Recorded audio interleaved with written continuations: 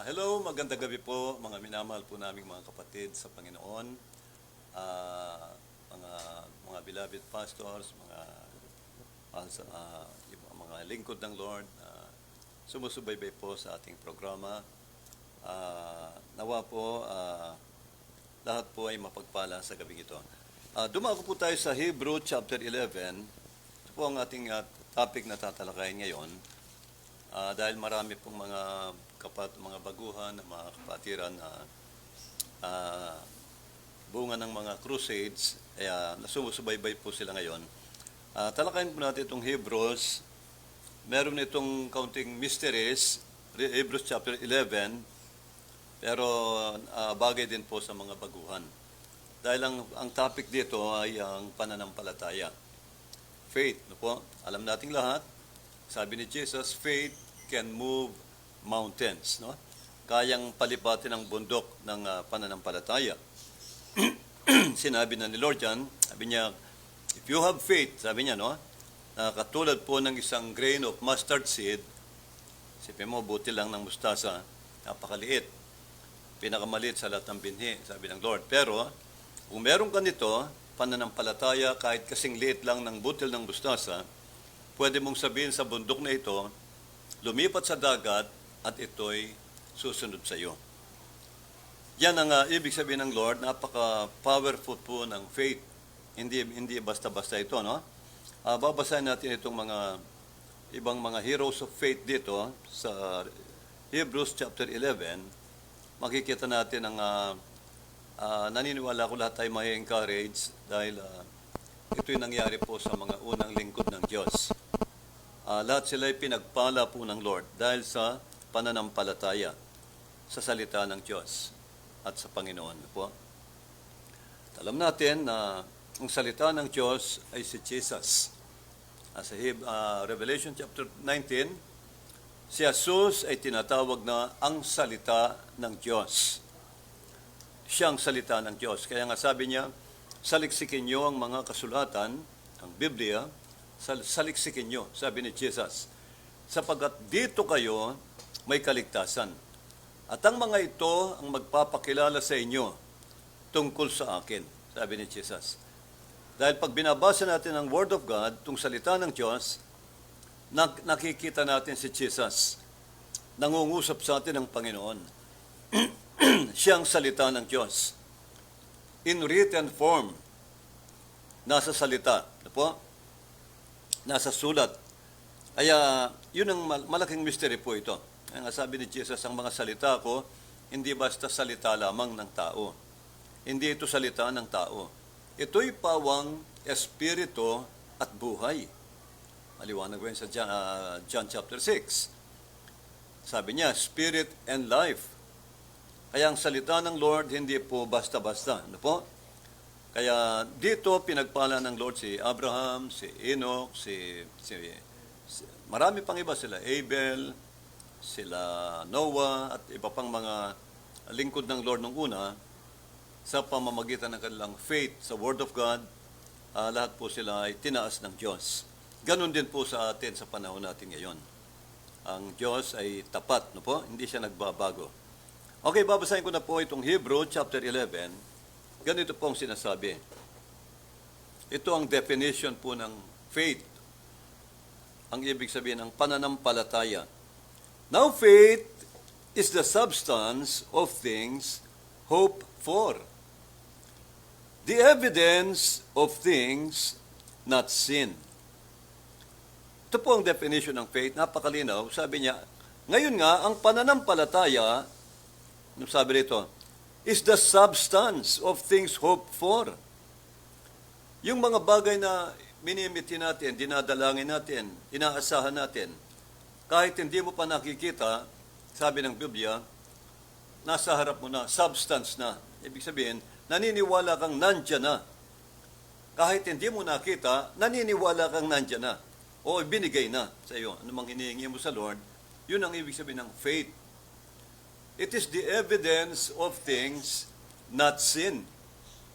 Faith is the substance of things hoped for. The evidence of things not seen. Bagamat hindi mo nakikita, pero naniniwala ka na nandyan na sa harap mo. Yun ang faith. Tuloy ko po. For by it, the elders obtained a good report. Through faith, we understand that the worlds were framed by the word of God. So that things which are seen were not made of things which do appear. Maliwanag po ito. Sa pamamagitan ng pananampalataya, naniniwala tayo na ang mga worlds, no? Iba-ibang planeta, sama ang planet Earth, ay nalikha sa pamamagitan ng salita ng Diyos. At ang mga bagay na nakikita ay nilikha sa pamamagitan ng hindi nalikha sa pamamagitan ng mga nakikita. Kaya maliwanag po ito na ang salita raw ng Diyos, alam nating lahat, through faith, naniniwala tayo na ang mundong ito at ang iba't ibang planeta sa galaxy ay nilikha ng Diyos sa pamamagitan ng kanyang salita. Yun ang faith. Bagamat hindi natin nakita ng lalangin ng Lord, pero naniniwala tayo. Nilalang ng Lord lahat ng bagay sa pamamagitan ng kanyang salita. Katulad ng sinabi niya sa Genesis, nang likhay niya ang mundong ito, walang forma, nababalot ng ocean, puro tubig at kadiliman. Talagang makikita mo, hindi maganda. Pero nang makita ng Lord ang kadiliman, naglagay siya ng liwanag. Ang sabi ng Lord, sabi niya, let there be light. Sabi niya, hindi po ba? And there was light. Sinalita niya lang yung salitang yon, magkaroon ng liwanag, sabi ng Panginoon. At biglang sumulpot ang liwanag. Lumitaw ang araw, nawala ang kadiliman, at nakita ang daigdig na nababalot ng ocean. Makikita mo ang buong paligid ng mundo, ocean, puro tubig ng karagatan. Kaya kung titingnan mo, medyo talagang sasabihin mo hindi maganda. Sabi ng Bible, and the Spirit of God, ano sabi rito? Lumalakad sa ibabaw ng tubig. Pinakita lang ng Lord sa atin na in-express niya na ang Diyos ay Espiritu. Mga kapatid, siya parang ocean ng Espiritu. Binubuo ng maraming Espiritu ang Diyos. Hindi lang isang Espiritu, mga kapatid. Maraming Espiritu, Espiritu ng pag-ibig, Espiritu ng kapangyarihan, Espiritu ng kaalaman, karunungan, at marami pang iba. 9 gifts of the Holy Spirit, Espiritu ng Diyos lahat yan, na pinamahagi sa church. Lahat, iba-ibang kaloob. Espiritu yan. Kaya nga, ang Diyos, Espiritu siya, pero hindi isang Espiritu lang. Ibig sabihin, ang Espiritu niya, na ipamamahagi niya.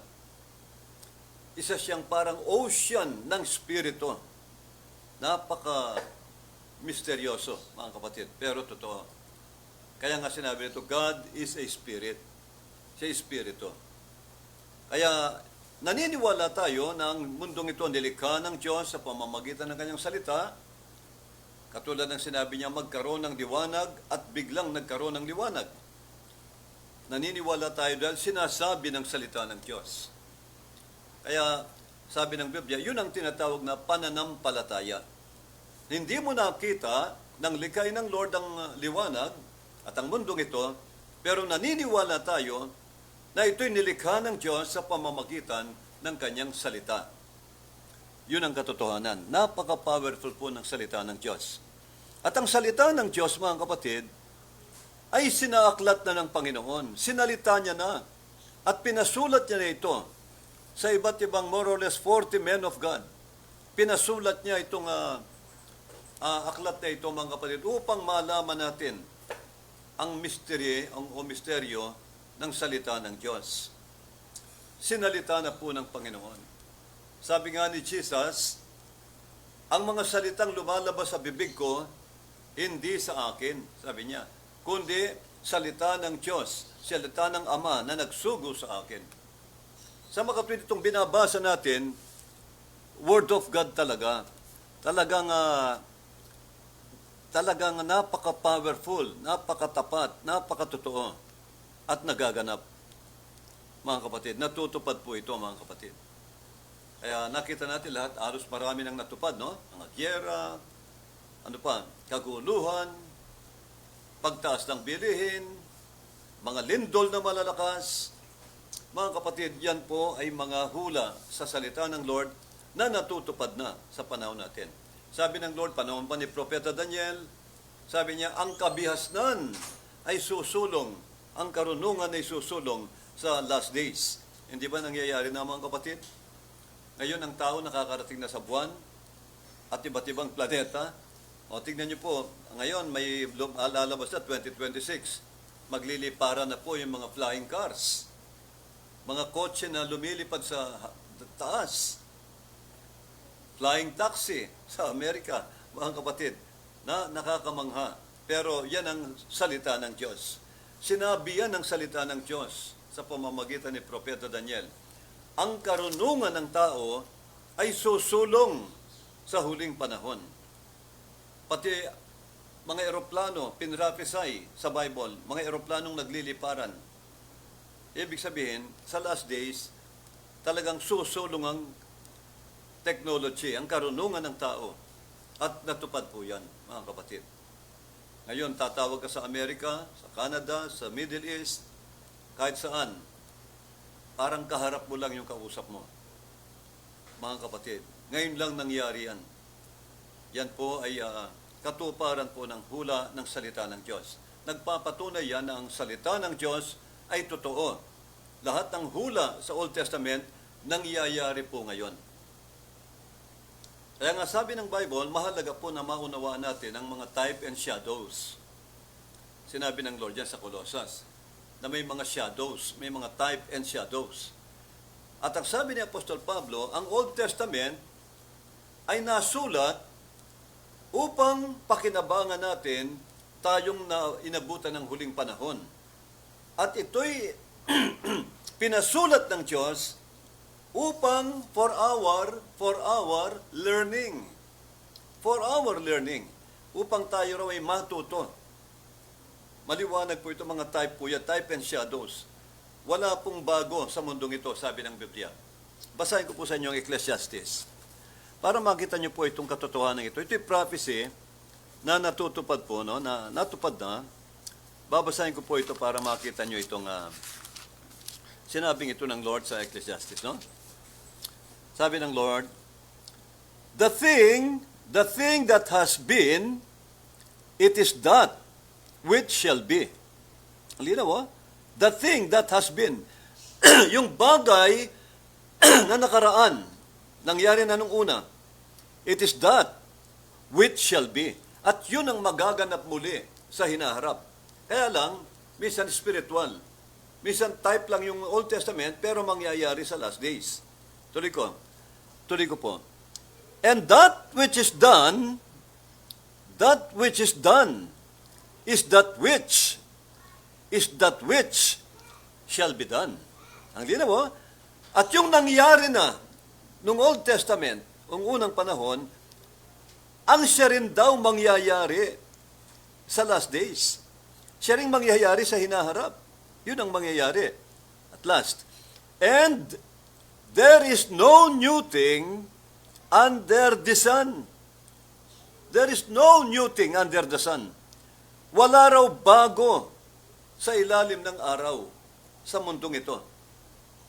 Lahat ng magaganap sa hinaharap, tapos na po. Nangyari na yun ng Old Testament, magaganap muli yan sa pamamagitan ng, yun yung mga type and shadows na tinatawag.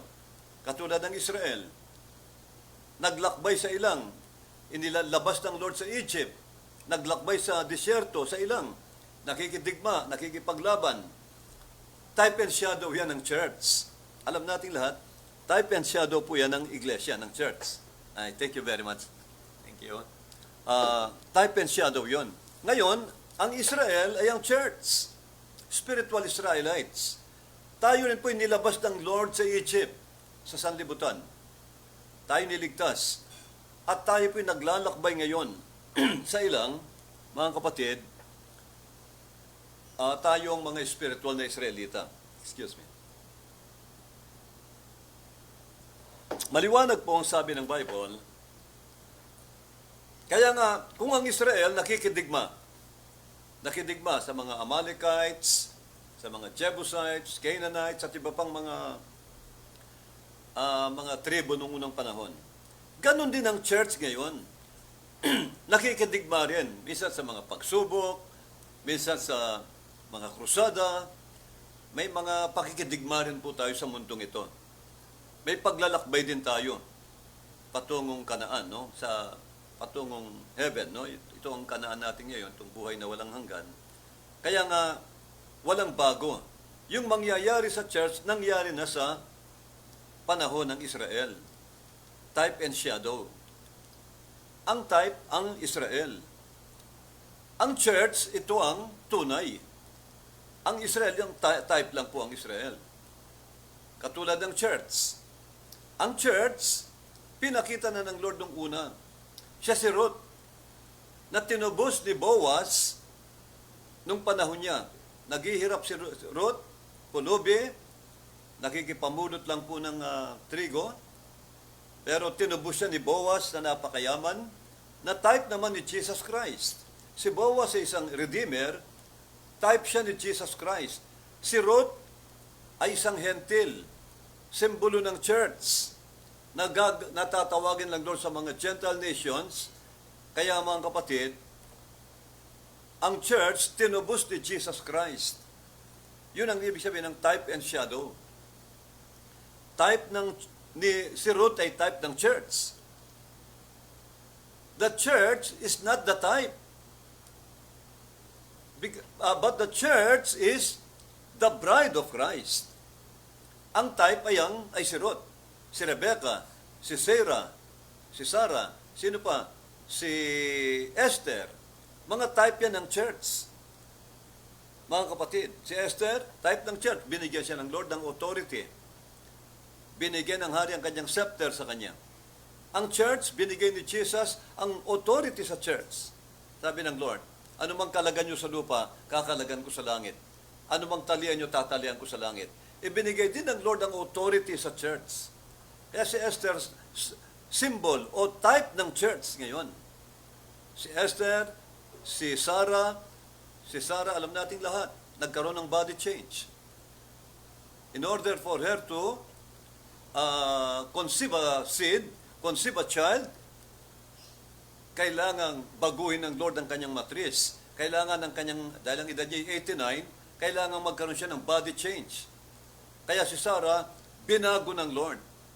Ginawa siyang, siguro ang matris niya, ginawang 20 anyos ng Lord, na symbol ng church. Ang church ay babaguhin din ng Lord. Sa rapture, pag kinuha tayo ng Lord, magkakaroon din tayo ng body change, sabi ni Apostol Pablo.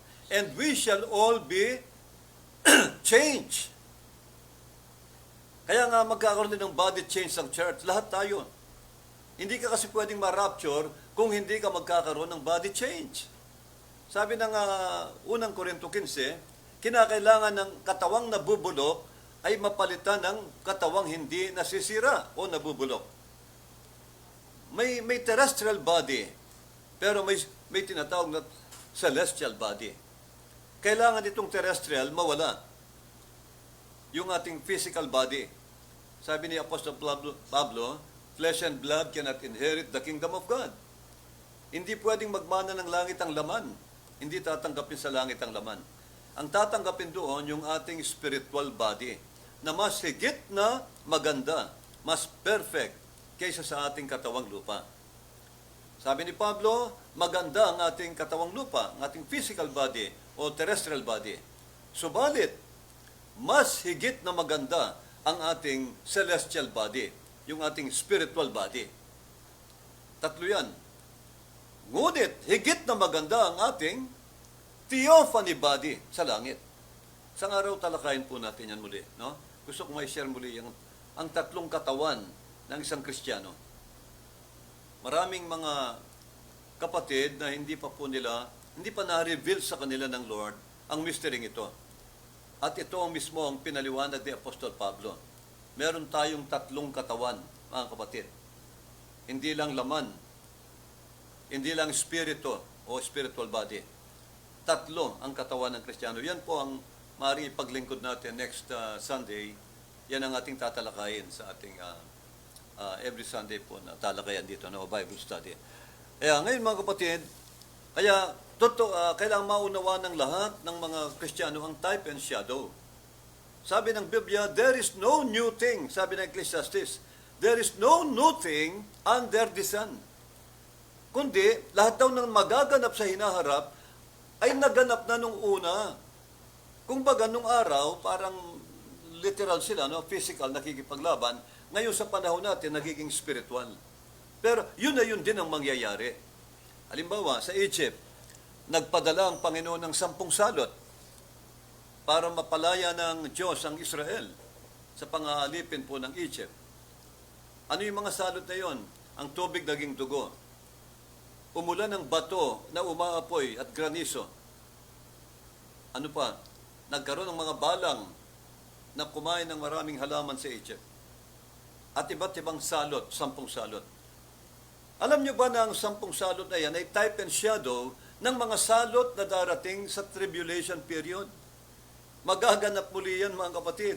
Kung umulan ng bato noon at apoy, uulan din ang bato sa panahon ng Antichrist, last days, mga kapatid, tribulation period, ang bato kakaiba nga lang, mas malaki. Nung araw ang umulan, siguro, baka kasing laki lang ng katamtaman ng ang laki, no?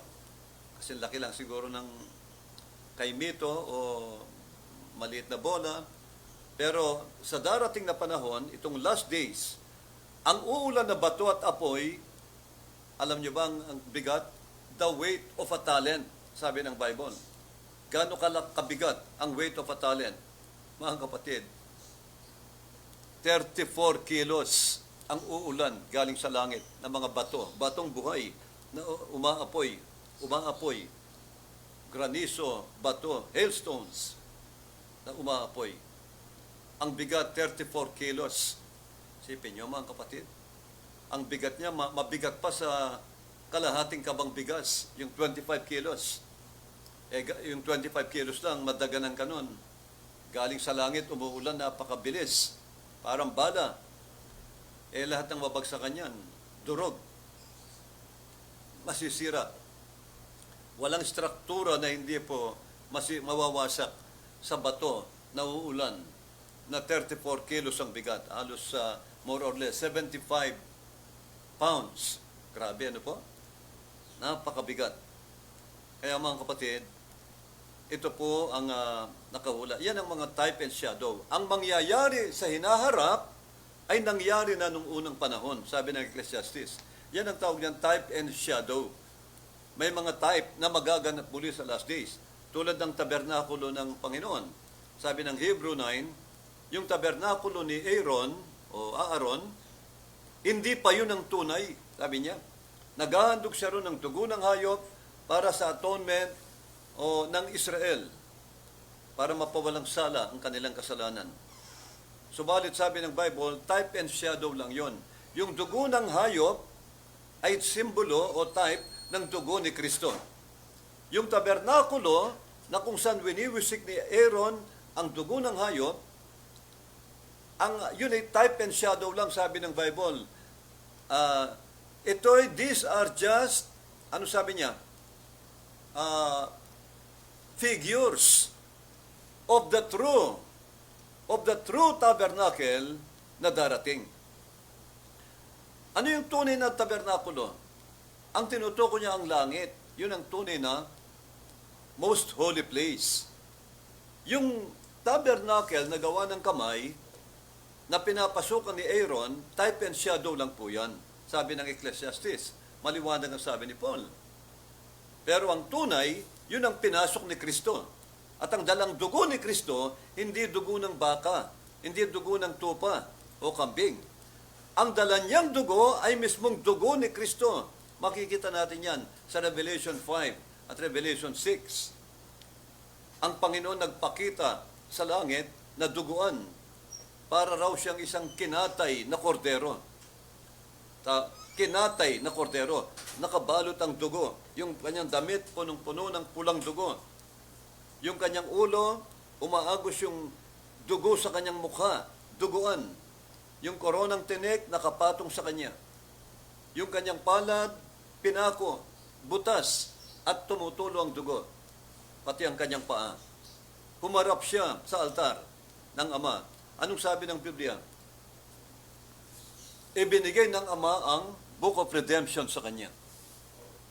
Sapagat siya lang ang karapat-dapat. Yun po ang mystery. Pumasok si Jesus Christ hindi sa tabernakulo o templo na gawa ng kamay ng tao, tulad ni Aaron. Si Aaron ay high priest, si Jesus Christ ay high priest natin, si Aaron ay type lang, type and shadow lang. Ang tunay si Kristo. Para makita niyo kung ano yung type. Si Aaron po yung type lang. Ang tunay na high priest ay si Jesus Christ. Siya na ang last high priest. At ang dugo niya mismo ang dinala niya sa most holy place, hindi sa tabernakulong gawa ng kamay, kundi sa langit mismo, sa most holy place ng Diyos sa langit. Amen. Napakalinaw po nitong mga type and shadow na ito. Katulad ng church. Si Rebecca, si Sarah, nagkaroon ng body change. Katulad ng church, magkakaroon tayo ng body change para ma-rapture. Type and shadow natin, type natin si Sarah. You are not the type. We are not the type. Si Sarah, si Rebecca, si Esther, si Ruth, sila po ang mga type ng church.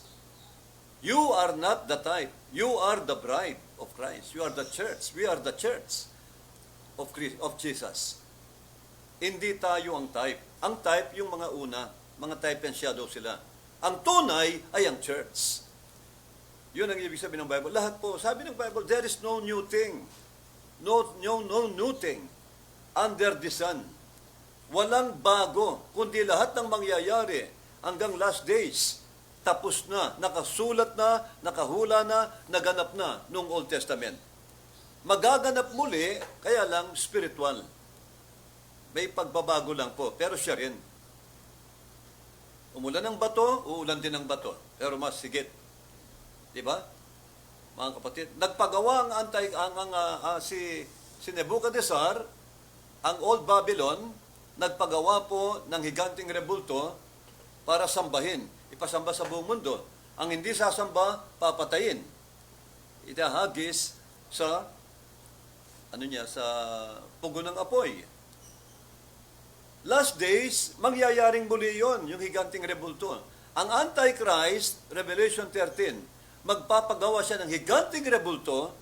Ang taas ng rebulto na pinagawa ni Nebuchadnezzar ay more or less 60 to 70 feet. 60 to 70 feet. More or less 70 feet. Napakalaki higante talaga.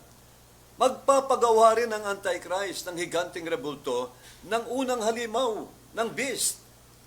Igagawa niya ng rebulto ang unang beast. Mga kapatid, at ipasasamba sa lahat ng tao sa mundo. At ang hindi luluhod o sasamba ay papatayin ng rebulto. Kaya parehong-pareho, type and shadows. Yung nangyari kay Nebuchadnezzar, Old Babylon, mangyayari uli sa last days. Ang last days na Babylon. Mga kapatid, yan ang ibig sabihin ng type and shadow. Sabi ng Biblia, the thing that has been, it is that which shall be. Yung mga bagay na nangyari na nung una, yun ang mangyayari daw sa hinaharap. And the thing which has and the thing which is done, and that which is done, yung nangyari na noon is that which shall be done. Ang linaw mo, yun din ang mangyayari sa hinaharap. Kaya nga mga kapatid, tapos na, kaya kailangan maunawaan natin ang Old Testament. Hindi pwedeng New Testament lang ang babasahin natin. Kasi ang Old Testament, ito ang type. Ang New Testament, yun ang katuparan ng mga type. Doon mo makikita ang yung materialization o yung fulfillment ng prophecy. Napakalinaw po. Kaya maliwanag po itong sinasabi ng banal na kasulatan There is no new thing. Sabi niya, and there is no new thing under the sun. Wala nang bagong magaganap, sabi ng Panginoon, kundi lahat naganap na nung una. Kaya mga kapatid, kaya alam natin ang future eh. Alam natin ang mangyayari kasi prophecy yan eh.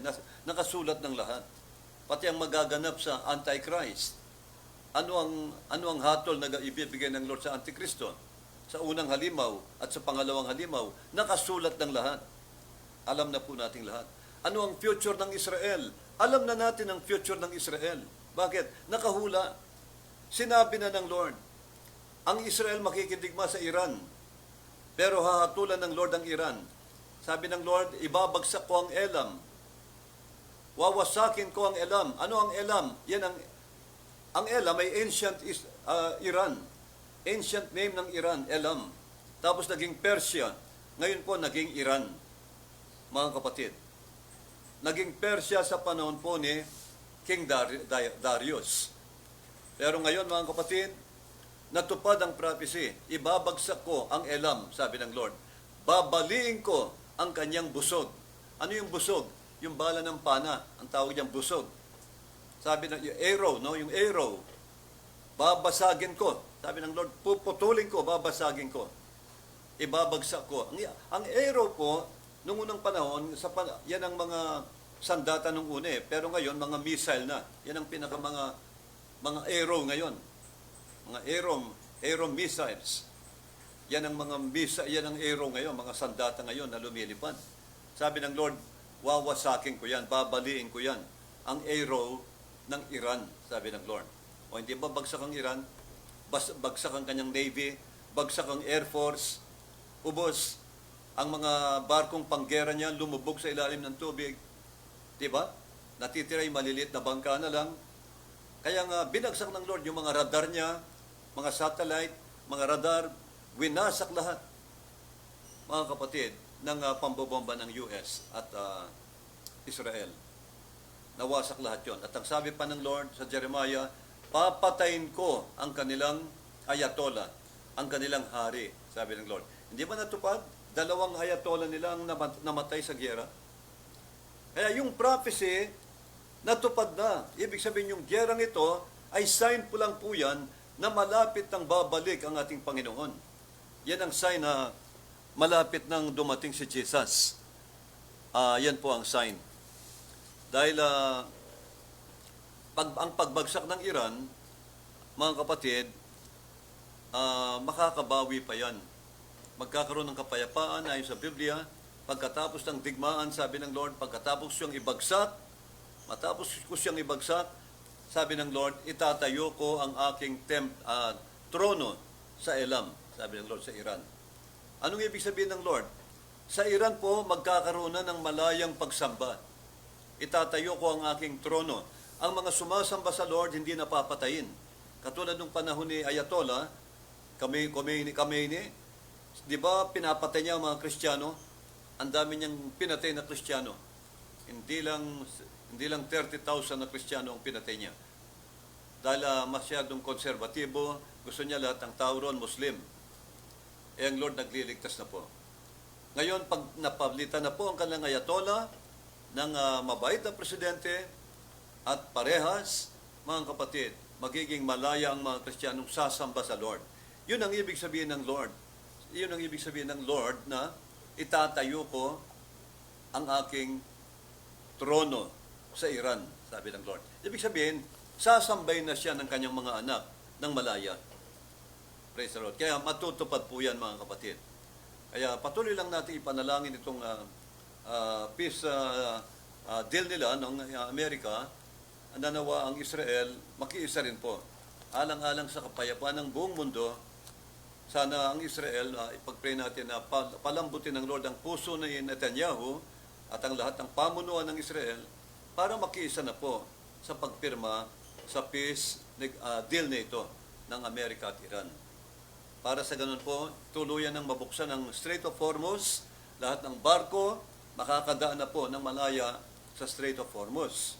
Alam niyo ba sabi ng Fox News, mga kapatid, kung sakasakali pong makarawang diesel, Pag nabuksan na ang Hormuz, umabot pa, magro-rollback talaga, baka umabot pa raw ng 10 piso ang litro. Grabe. Kaya ang ibig sabihin, kasaganaan yan. Kasaganaan yan sa lahat ng bansa. Kasi bago magkaroon ng tribulation period, ipararanas muna ng Lord yung kasaganaan sa lupa para may full blast natin ang gospel at may pangaral ang true gospel sa lahat po ng tao. At mag-glorify natin ang Lord ng malaya na hindi po pinapatay ang mga Kristiyano. Kaya yun ang naka-prophecy, type and shadows. Kaya maliwanag po yan. At sa church, mga kapatid, ganun din po. Alam nyo na kung sino tayo, no? Sino ang church? Nung araw, meron tayong tinatawag na amnesia, spiritual amnesia.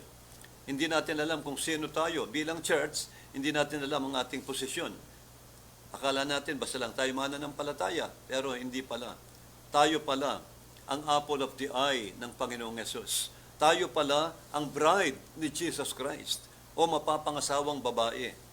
Tandaan niyo po yung Mateo 25, yung 10 virgins. Ang church ang mapapangasawang babae. Si Kristo ang bridegroom, ang lalaking ikakasal. Kaya nga, mga kapatid, tayo ang tunay, sabi ng Bible. Ang Israel, sila ang type and shadow. Type lang sila. Natupad yan sa panahon natin ang tunay na church, ngayon, tinawag ng Lord, panahon ng mga hentil. Kasi ang church, hentil po, Gentile church po, hindi po galing sa Hudyo. Iba ang grace ng Lord sa mga Jew. Ililigtas sila ng Lord sa panahon ng tribulation period. Dadana sila ng martyrdom. At ang kanilang kaligtasan, by election lang po. Alang-alang sa mga magulang, alang-alang kila Abraham, Jacob, Isaac, ililigtas din sila ng Lord. Kaya lang last days, mararanasan nila ang martyrdom. Marami ang papatayin. Ang mamamatay na Hudyo ay 2/3. Sipin nyo, 2/3. Kung 60 million sila ngayon, ang mamamatay, 40 million ang papatay ng Antikristo. Ang matitirang buhay, 1/3 lang. At yun ang babalikan ni Kristo para i-purify, para linisin. Ang sabi ng Lord, tatanggapin ko na sila bilang mga anak ko, sabi ng Lord. Patatawarin ko ang kanilang pagsalangsang, ang kanilang rebellion, sabi ng Lord. Ipakikilala ko na sa kanila ang aking sarili. Kaya, yun ang future ng Israel. Alam natin ang future ng Israel. Pero ang Israel, hindi nila alam ang kanilang future. Mangmang sila. Akala ni Netanyahu, dahil superpower na sila, kaya na nilang maghari. Hindi po. Hindi alam ni Netanyahu na nakatakda silang imassacre ng Antikristo. Yun ang hindi alam ng mga Israelita ngayon. Pero tayo bilang church, alam natin ang future ng Israel. Kalunos-lunos, kahabag-habag. Imamassacre sila ng Antichrist. Pinrapisi na ni Jesus Christ yan. Sabi ng Lord, "O Jerusalem, Jerusalem," sabi ni Jesus. "Matagal ko na kayong gustong kupkupin sa aking mga bagwis. Parang inahing manok na gustong kupkupin ang kanyang mga sisiw. Ngunit tinanggihan nyo, ayaw ninyo. Darating ang araw," sabi ni Jesus, "makikita lang nyo, kukubkubin kayo ng lahat ng mga bansa." Sabi ng Lord, kukubkubin kayo ng maraming sundalo. Sa panahon ng Antichrist, paliligiran nila ang Israel, ayon sa Biblia. Parang baha. Lulusob sa Israel ang mahigit 200 million soldiers na magmumula sa east, River of Euphrates na matutuyo. Siyempre, 200 million soldiers. Puwera pang mga soldiers na magmumula sa Europa. Mga kapatid, nandyan ang Iran, nandyan ang Turkey, ang 5 bansang Muslim, Libya, Ethiopia, Jordan, mga kapatid, at Russia. Lulusobin nila, magmumula sila dadaan sa Europa. Pero dito sa Asia, dito dadaan ang China at ang mga kaalyado nilang mga army ng Antichrist. 200 million soldiers. Paliligiran ng buong Israel. Kaya nga sabi ng Lord, darating ang panahon, kukubkubin kayo ng mga sundalo, sabi ng Lord. Bilang hatol ng Lord sa kanilang unbelief, sa kanilang pag-reject sa kanilang Messiah. Tinanggihan nila ang kanilang Savior, ang kanilang Messiah, at ipinako pa nila sa krus. Kaya mga kapatid, kahabag-habag sila sa last days. Hindi nila alam ang mangyayari. Pero alam na natin ang mangyayari po sa Israel. Kaya patuloy natin silang ipag-pray, mga kapatid. Kaya yun po ang sinasabi ng Bible na type and shadow. Kailangan malaman natin yan. There is no new thing under the sun. Okay, tingnan po natin itong, balik tayo sa Hebrew 11. Kaya ang faith, sabi ng Biblia, sa pamamagitan ng faith, mga kapatid, pinagpala ng Lord ang mga lingkod niya. Si Enoch, sabi ng Lord, alam na, inuna niya itong pagligtas sa mundong ito.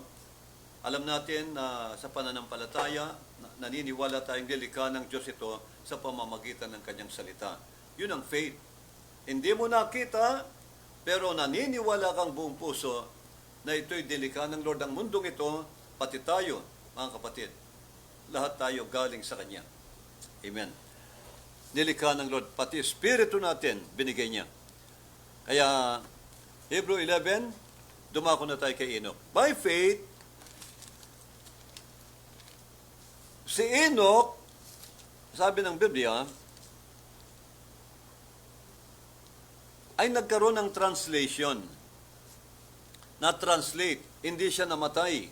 Sabi rito, para makita natin ang kapangyarihan ng pananampalataya. Verse 5, by faith, Enoch was translated that he should not see death. Na-translate daw. Translated daw si Enoch at hindi siya namatay, kundi kinuha siya ng Diyos ng buhay. Na-rapture po si Enoch. Ito ang magandang topic ito, mga kapatid. Na-rapture siya. Kaya nga alam nating lahat na si Enoch ay type and shadow ng church. Sino bang ira-rapture ng Lord sa last days? Hindi ba ang church? Ang bride? Ang bride ni Kristo, ang mapapangasawang babae ni Kristo. Ang kasintahan ni Kristo. Kayo ang kasintahan ni Kristo. Kayo ang tinatawag niyang the bride of Christ. Nasa aklat ng Revelation yan. Revelation 21 ang dinaw. You are the bride of Christ. The church is the bride of Christ. Amen. Kaya nga sabi rito, katulad ni Enoch, si Enoch ay type lamang. Enoch was translated. Binago siya ng Lord. Mula sa kanyang physical body, ang kanyang katawang lupa, binago ng Lord. Nagkaroon siya ng body change. Na-translate siya sa spiritual body. That he should not see death. And was not found, because God had translated him. But before his translation, he had this testimony that he pleased God. Dahil sa matinding pananampalataya ni Enoch, by faith din po yan. Dahil si Enoch, anak ni Adan, no? Apo-apo ni Adan, pang-7 henerasyon po sila. Mula kay Adan, bumilang ka, makikita mo yung generation nila. Si Adan, sabi ng Biblia, at si Adam ay nagkaroon ng maraming anak na lalaki at babae. Naging malaking tribo si Adan. At sabi niya, ang lahat ng araw, kaarawan ni Adan, lahat ng kanyang taon o araw, ay umabot ng 930 years. At si Adan ay namatay. Sabi ron, all the days of Adam were 930 years. And he died. Maliwanag po yun. At siya'y namatay. Namatay po si Adan sa edad na 930 years. At si Adan, sabi ng Biblia, naipanganak niya ang kanyang kawangis at kamukha, kaugali, ka-espiritu. Nanganak siya ng isang Set. Sabi ng Bible, naipanganak ni Adan ang naging pangalawang lingkod ng Diyos sa panahon nila, naging patriarka, si Set. isang matuwid na anak ni Adan, na nakuha niya ang katangian ng kanyang tatay na si Adan. Maka-Diyos, mapanampalatayanin, kaya pinagpala rin ng Lord si Seth. At si Seth ay nabuhay ng mahabang panahon at nagkaroon ng anak na maraming babae at lalaki. Sabi rito sa Genesis chapter 5, kung di ako nagkakamali, chapter 5, itong mga generations ni Adan, at ang sabi niya, at si Seth, ang lahat ng kanyang araw at nabuhay siya ng and Seth, sabi niya, all the days of Seth were 912 years. And he died also. He died also. Namatay din siya, katulad ni Adan. Pangalawa, no?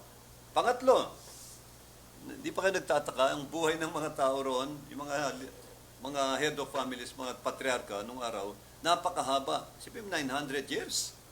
930, 912. Mga kapatid, ano kaya ma-imagine mo sa taong 912 ang edad? Makikita mo pati pilik mata niya, puting-puti na. Lahat ng buhok sa katawan, puro puti na. 900 years, may get. At si Enoch, not Enoch, at si Seth, ay nagkaanak ng isang taong matuwid, na naging lingkod din ng Diyos, patriarka. Ang pangalan po niya ay Enos. Enos. At si Enos, sabi ng Biblia, ay nanganak din ng maraming lalaki at babae, at ang lahat ng kanyang buong kaaraw-araw, nabuhay siya ng 905 years. 905 years. Isipin mo, umabot din ng 900 years si Enos. At si Enos, nanganak din siya ng isang lingkod ng Diyos. Tandaan nyo, bawat age, bawat panahon, may nilalabas ang Lord na lingkod niya na may pananampalataya sa Kanya. Talagang believer sa Word of God at sa Panginoon. Matutuwid na tao. Nagmula kay Adan. Ang pangalan niya ay Canaan. Ang anak ni Enos, si Canaan. At si Canaan, nanganak din ng maraming lalaki at babae.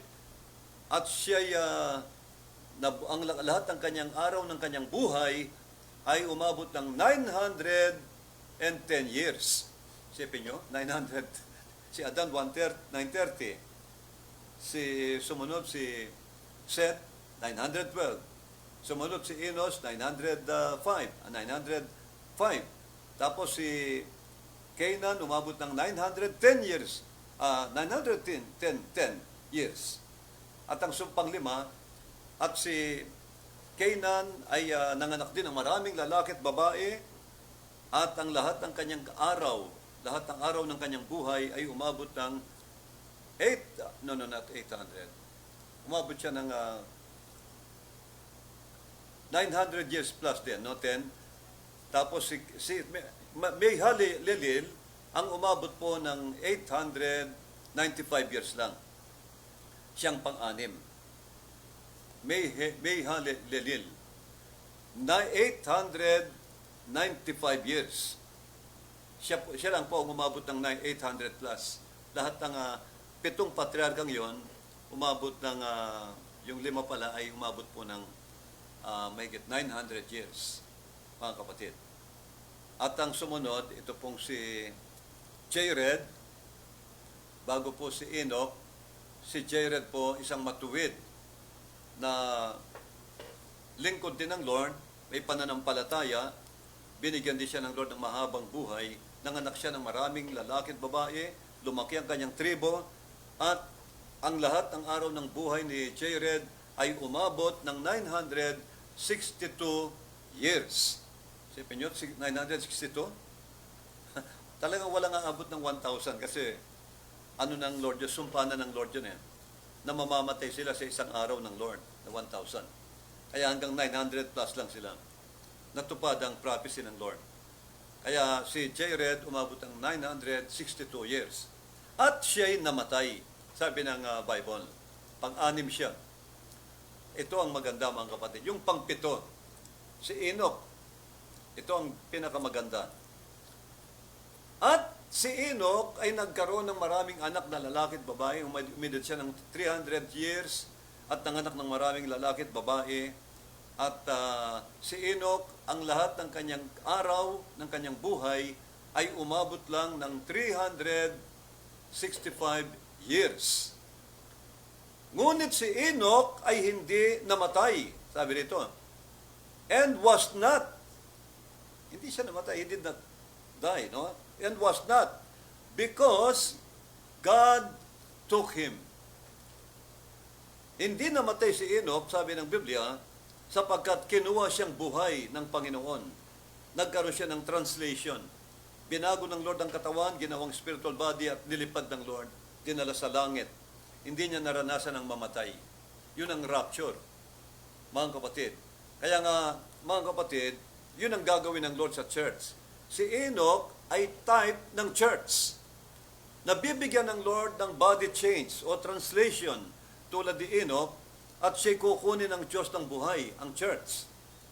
Ito ang pangako ng Lord. Kaya lahat ng Kristiyano ngayon na naglilingkod sa Lord, mga kapatid, sumusunod sa kalooban ng Lord, sabi ng Biblia, hindi na kayo mamamatay. Sa pagdating ng Lord, pag inabutan kayo, kukunin kang buhay. Sabi ng Biblia, sabi ni Paul, hindi lahat tayo ay mamamatay. Ito'y isang hiwaga, pero ipapaliwanag ko, sabi niya, sasaysay ko. Hindi lahat tayo ay mamamatay, kundi tayo ay babaguhin, sabi ni Paul. Ang linaw ng sinabi niya sa Thessalonica, ganun din sa Corinto, babaguhin ang ating mga katawan, sapagat ang katawang nabubulok ay kailangang mapalitan ng katawang espiritual na hindi nabubulok, sabi niya. Amen. Kaya maliwanag po yan. Si Enoch ay type ng church na mararapture. Pinakita lang ng Lord ng Old Testament kung paano ang rapture, kung paano tayo kukunin ng Lord ng buhay, katulad ni Enoch. Pang-ilang henerasyon si Enoch? Pang-7. Mula kay Adan, si Enoch po ay pang-7th generation na type ng 7 church age to come. 7 church ages to come. Ang pang-7th church, 7 church age, ay ito ng panahon natin ngayon. Ito na po ang panahon natin, nasa pang-7 henerasyon na tayo, o pang-7 church age. Pag tingnan niyo po ang 7 church sa Asia Minor po, yung literal na 7 churches. Ang Laodicean church age, nandun na yung payabangan. Ang mga churches naging mga materialistic. Wala na akong kailangan, sabi niya. Nasa amin ang lahat. Kami mayaman na, sagana sa lahat ng bagay, wala na kaming kailangan. Kami marunong na, nakakakita kami, wala na kaming kailangan. Pero nung sabi ni Jesus Christ, sabi ng Panginoon, kayo'y mangmang, sabi ng Lord. Ang totoo, kayo'y bulag. Hindi kayo tunay na nakakakita o nakakaunawa. Kayo'y miserable. Hindi kayo tunay na mayaman. Ang kayamanan yung literal na yan, hindi tunay na kayamanan yan. Kung gusto nyong tunay na yumaman, bumili kayo sa akin ng ginto, sabi ni Jesus, na dinalisay sa apoy. Ang linaw po ng sabi ng Lord. Kaya, ang mga churches sa panahon natin, Laodicean church age, nagpapayabangan na. Mas magaling tayo sa kanila. Tayo ang nasa katotohanan. Mas malaki ang ating sambahan kasi pinagpala na tayo sa material. Tayo na ang tutunay. Sila mali. Ganyan na po ang mentality ngayon ng mga iba't ibang mga ngaral, iba't ibang churches. Kaya maraming church ngayon ang bumabagsak. Pride, pagmamataas. Dahil lang sa konting pinagpala ng konti sa material, lumaki na yung ulo. At sasabihin nila na parang sila na ang Savior. Na sila na ang Panginoon. Sila na ang pinakamagaling. Po? Pero sabi ng Lord, hindi kayo tunay na mayaman. Ang totoo, kayo'y dukha. Kayo'y mahihirap. Kayo'y miserable, sabi ni Jesus. At hindi kayo tunay na nakakakita. Kayo'y mga mangmang. Kayo'y bulag, sabi ng Lord. Malinaw po yan. Kaya, yun ang nangyayari ngayon sa panahon natin. Nasa pang-7 church age na po tayo. Alam niyo may yung 7 church age eh. mga kapatid. Sabi ng Lord, magaganap yan sa last days. Ang church, 7 churches sa Asia Minor, type and shadow lang po yan. Mga type lang yan ng totoong panahong darating na 7. At ang panahon natin ngayon, ito na ang pinaka-last days, mga kapatid. Ito na ang pinaka-huling araw, mga huling araw. Pang-7 henerasyon na po tayo. Kaya nga ang rapture, mga kapatid, magaganap ang rapture sa panahon natin ngayon. Ang pagbabalik ni Kristo, magaganap ito sa panahon natin. Ito po yung nireveal ng Diyos sa akin. Napakalinaw ng sinabi niya. Nasa last days na tayo. Sabi ng Panginoon, mga anak, kukunin ko kayong lahat. Sabi niya. Makakasama raw tayo sa rapture. Ito nireveal po ng Panginoon sa akin, mga kapatid. Hindi lang sa panaginip. Kahit sa actual prophecy, pinrapisay ng Holy Spirit. Sabi ng Lord, kukunin niya tayong lahat sa iglesia. Kaya mga kapatid, nasa pang-7 church age na po tayo o pang-7 henerasyon. Ang rapture kay Enoch, pang-7 generation mula kay Adan. Nasa last days na po tayo. Nasa pang-7 church age na tayo ngayon. Kaya nga mga kapatid, ang rapture magaganap po sa henerasyon nating ito. Kaya nga nandyan ang Russia, America, China, Great Britain, UK, France, Canada, India, Pakistan, puro superpower na po. Israel, anda na ang kanilang mga nuclear weapon, yung mga kanilang mga nuclear warheads nakalagay sa mga missiles nila, naka-ready na, mga kapatid. Naka-aim na po sa bawat bansa. Ang Amerika, nakaturo na sa Russia ang kanyang mga missile silos. Lahat ng military installation ng Russia, alam na ng Amerika. Naka-ready na sila kung saan ang titirahin. Ganon din ang Russia, ang China, ang Amerika. Lahat po naka-ready na silang lahat. Kaya mga kapatid, pag sumiklab ang nuclear war, magliliparan na po ang mga missile na nagdadala ng nuclear warhead. Kaya mga kapatid, yun ang tinatawag na Armageddon o the final battle, yung pong pinaka World War III. Kasi sa mundong ito, 3 world war ang magaganap. Nang lumilipad ang anghel, sumisigaw ang angel sa langit. Wow! Wow! Wow! Ano yung 3 wow? 3 aba. Sa aba, sa aba, sa aba. 3 wow. Ibig sabihin, 3 world war. World War I, World War II, at World War III. Sabi ng angel, ang 2 wow ay lumipas na, nakaraan na. At ang natitirang isa pang wow, ang pinaka-dakila, pinaka-nakakapangilabot na gyera, na salot, na babagsak sa mundong ito. Ang 3 wow ay World War III. Yun po ang tinatawag na Armageddon, mga kapatid. Kaya nga pag nagkaroon ng Armageddon, wala na. Tapos na ang mundong ito. Pero bago maganap ang Armageddon, magra-rapture muna. Kukunin muna ng Lord ang kanyang church. Kaya nga mapalad po tayo mga kapatid. Sapagkat meron tayong may pangako ang Lord sa church. Iingatan ng Lord ang church. Sabi niya, isa mang buhok sa inyong ulo, walang mapapahamak, sabi ng Lord, sa panahon ng tribulation period. Sa tunay na church. Amen. Ito ang tunay na revelation ng Lord, mga kapatid. Kaya naniniwala ako lahat tayo mararapture. Basta magpatuloy lang tayo sa true gospel, magpatuloy lang po tayo sa salita ng Lord, ito ang magre-ready sa atin sa nalalapit na rapture. Ito ang magpe-perfecto sa atin ang Word of God. Sabi ng Timothy, napaka-powerful ng salita ng Lord. Kaya mga kapatid, yun ang aral sa panahon ni Enoch, mga kapatid. Nasa last days na po tayo, nasa pang-7 henerasyon na tayo. Kaya, kaya nakikita natin, nagaganap na ang mga signs, ang mga malalakas na lindol, nangyayari na.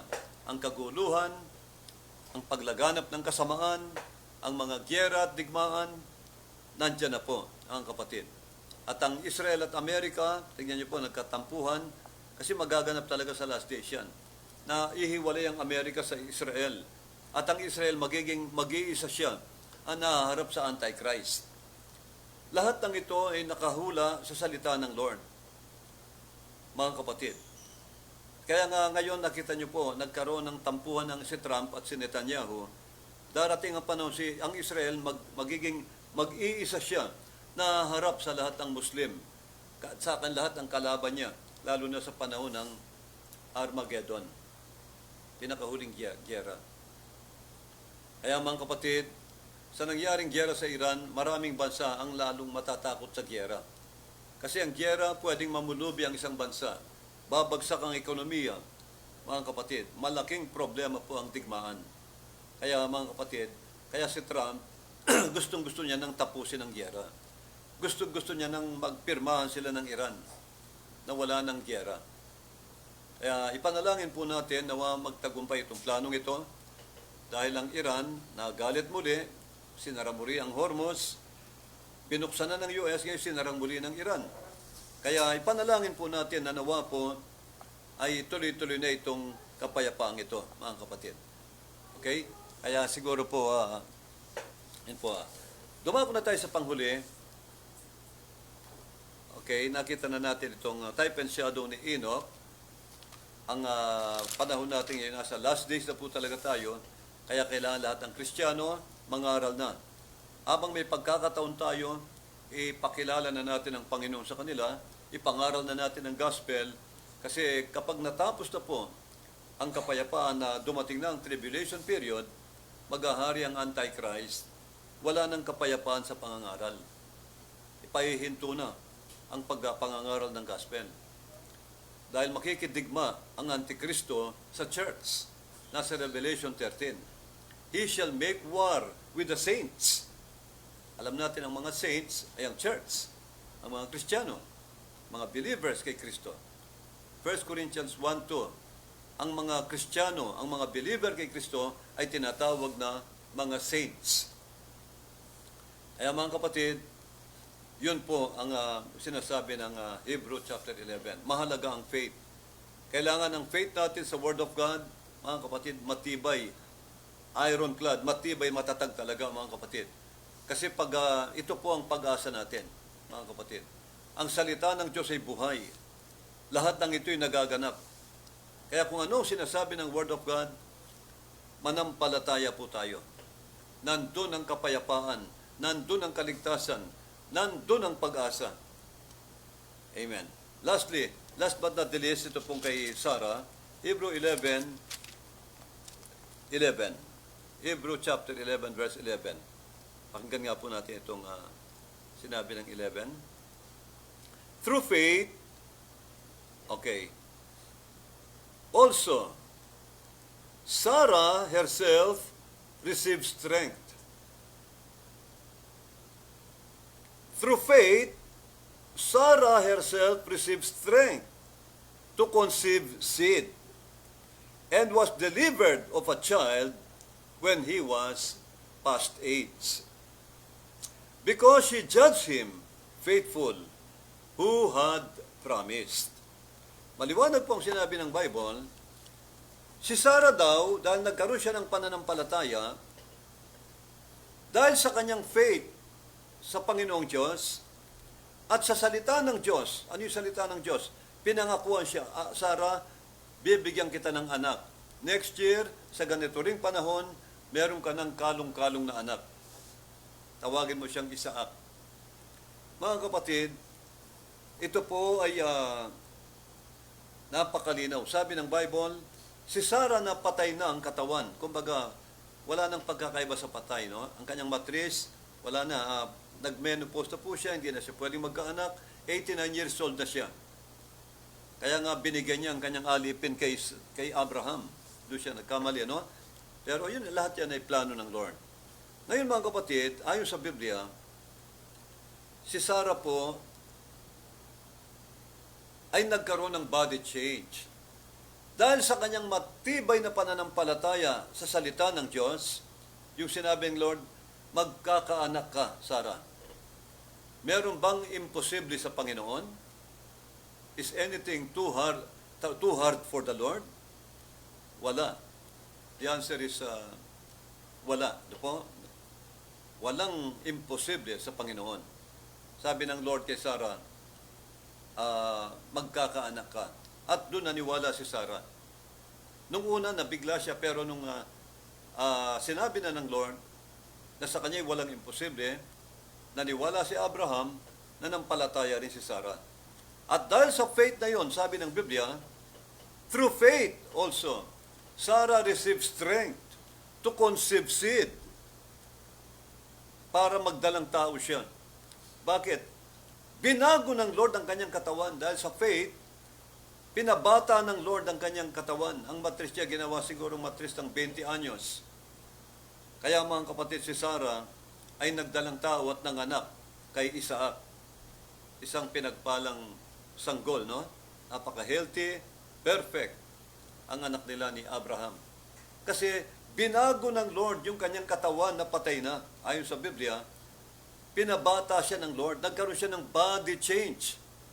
Kaya si Sarah ay type din ng church na magkakaroon ng body change. Sabi ni Pablo, lahat tayo ay babaguhin. Sabi ng Lord, magkakaroon tayo ng body change.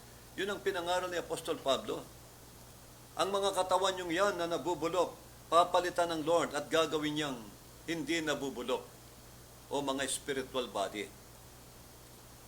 Kaya nga si Sarah, na binigyan ng Diyos ng body change, mga kapatid, na tumanggap ng kalakasan, Sarah also received strength to conceive seed. Mga kapatid, and receive the blessings of God. The blessing of God na magkaroon siya ng anak. Mga kapatid, ganun din po tayo ngayon. Sa pamamagitan ng pananampalataya sa Panginoong Jesucristo, kay Jesus, at sa salita niya, sa salita ng Diyos, sabi ng Biblia, magkakaroon tayo ng kalakasan. Mga kapatid, walang pagkakaiba ang church dahil si Sarah ay type ng church. Walang pagkakaiba. Manampalataya lang tayo sa Word of God. Sabi ng Biblia, matatanggap mo lahat ng minimithi mo. Magkakaroon kayo ng lakas to conceive the promise of God. Matatanggap niyo ang pangako ng Lord, the blessing. Through faith, yun po ang sikreto. Maniwala tayo sa salita ng Diyos. Lahat ng sinasabi ng Panginoong Yesus sa Bible, paniwalaan po natin. Yan ang mangyayari. Yan ang magaganap, mga kapatid. Yung sinabi ng Lord, sabihin mo sa bundok na ito, lumipat sa dagat, totoo yun. Ilang taon na natin ginagamit yan, mga kapatid. Pag nirebuke mo ang isang sakit, gumagaling. Ang Lord, kayang alisin ang problema, gabundok man kalaki, kaya niyang maghimala. Through faith, Sarah received strength, sabi ng Biblia. Ganon din tayo. Tatanggap tayo ng lakas, pag-asa sa pamamagitan ng pananampalataya. Dahil alam natin ang pangako ng Lord. Kaya meron tayong pag-asa. Bakit tayo may pag-asa?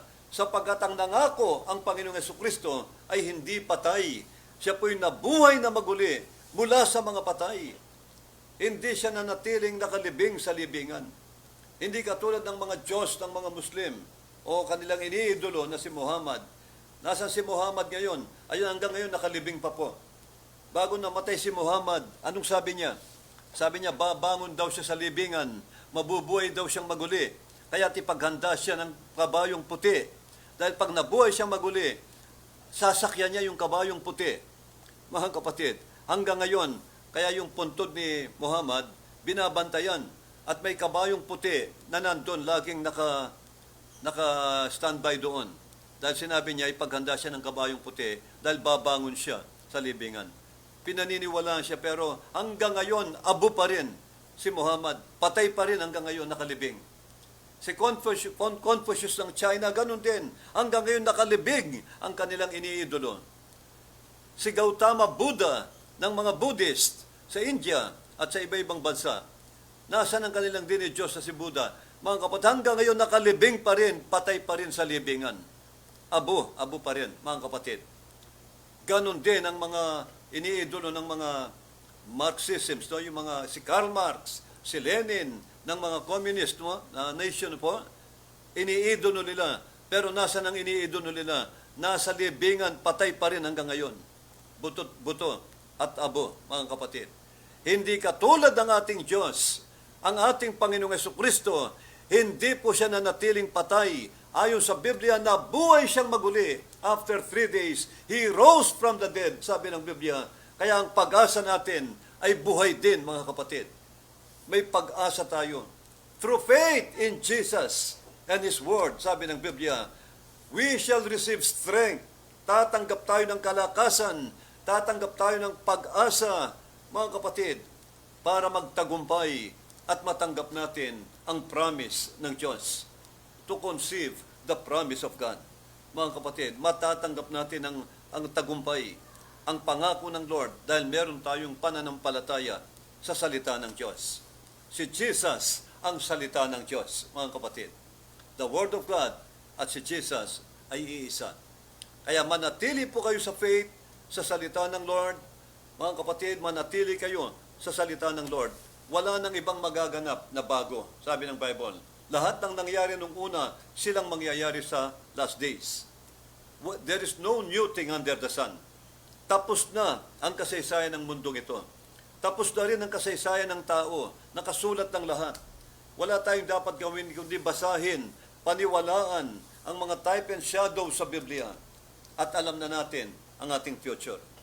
Ang future ng church, napaka-glorious. Napakaganda, mga kapatid. Bagamat may pakikibaka sa Antichrist, pero kayo ang babalikan ni Kristo sa rapture. Kaya nga babalik ang Panginoong Yesus. Iiwan niya pansamantala ang langit. Nakaupo na siya sa kanyang trono, pero babalik siyang muli. Bakit? Para kunin ang kanyang bride, ang kanyang church. Para kunin tayong buhay, mga kapatid. Kung magkagayon, sa Panginoon tayo magpakailanman, sabi ng Thessalonica. Kaya mga kapatid, ito ang true gospel ng Panginoon. Babalik muli si Jesus. Nangako siya, sabi niya, kapag naihanda ko na ang inyong mga mansion, ako'y muling babalik upang lahat kayo ay aking kunin. Upang kung saan man ako naroroon, kayo rin ay naroon din. Amen. Kapag si Kristo nandun sa judgment seat niya, humahatol din ang church. Nasa Bible, hindi nyo ba alam na kayo ang hahatol sa mga anghel? Revelation, Isaiah chapter 41, every tongue that shall rise against you in judgment, you shall judge. Sabi ng Lord, you shall judge, you shall condemn. Kaya kapag humahatol si Kristo, nandun ka rin humahatol. Kapag si Kristo ay naghahari si Kristo sa millennial reign of Christ, naghahari ka rin ng 1,000 years kasama ni Kristo. Kapag naghahari na si Kristo sa bagong langit at bagong lupa, nandun ka rin sa bagong langit at bagong lupa na naghahari. Sabi ni Jesus, kung saan ako naroroon, kayo rin ay naroon din. Ito ang dahilan kung bakit babalikan ni Lord ang kanyang church. Kaya iniingatan ng Lord ang kanyang church. Sabi niya, even the gates of hell shall not prevail against my church. Sabi niya. Amen. Peter, upon this rock, I'm going to build my church. Even the gates of hell shall not prevail against my church. Amen. Bakit? Sapagkat iingatan ni Jesus. Panghahawakan ni Jesus ang kanyang church, mga kapatid. Yun po ang pangako ng Lord. Kaya mga kapatid, magpatuloy po tayo. Walang talo sa paglilingkod sa Lord. Sa pagsunod kay Kristo, hindi kayo matatalo. Lahat tayo panalo. Malapit nang babalik si Jesus. Nandiyan na lahat ng signs. Mga kapatid, kaya maganda po ang maghanda na. Mag-ipon na tayo ng kayamanang hindi nasisira. Mga kapatid. Kaya siguro okay na po ito. Next meeting, tatalakay po tayo ng ibang topic siguro. Na-share ko kanina yung tatlong katawan ng isang Kristiyano. Uulitin natin. No? Para lalong makita ng mga baguhan nating mga kapatid, yung mga bunga ng crusades, maraming bago, para ma-share po natin. Ang Kristiyano may tatlong katawan. May tatlong katawan. Hindi lang terrestrial body, hindi lang celestial body. Yan po ipapaliwanag natin sa pamamagitan ng Word of God, ayon sa revelation ng Lord. Ang mystery ito, makikita niyo po, napakaganda mga kapatid. Siguro, okay na po ito na po. Salamat po sa inyong oras mga kapatid. Salamat po sa inyong suporta. tunay po kami na-encourage lalo na dalhin po ang salita ng Lord, ang mga mysteries sa ating mga kapatid. Pakishare po ninyo ang ating programang ito, mga kapatid, sa ating mga kaibigan, kamag-anak, kakilala, mga kapatid, upang sila rin po ay mapagpala at maligtas. Napakalaga po ng salita ng Diyos. Huwag nating kalilimutan, lagi nating tatandaan. The more word you get, the more powerful you become. The more revelation you get from the Word, the more Jesus Christ you become. Manalangin po tayo.